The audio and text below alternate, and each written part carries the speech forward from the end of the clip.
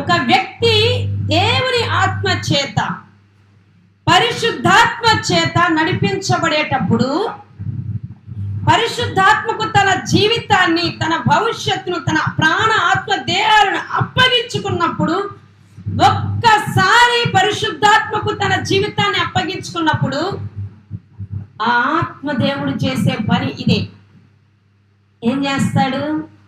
వారిని చక్కగా ఎదుటికే నడిపిస్తాడు, చక్కగా ముందుకే నడిపిస్తాడు, చక్కగా ముందుకే నడిపిస్తాడు.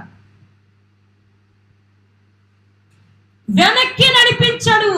వెనక్కి వెళ్ళిపోవాలని చూసినా కూడా వెనక్కి వెళ్ళడానికి ఆయన ఒప్పుకోడు. ఆయన కొన్నిసార్లు బలవంతంగానైనా ముందుకే నడిపిస్తాడు, ముందుకే నడిపిస్తాడు.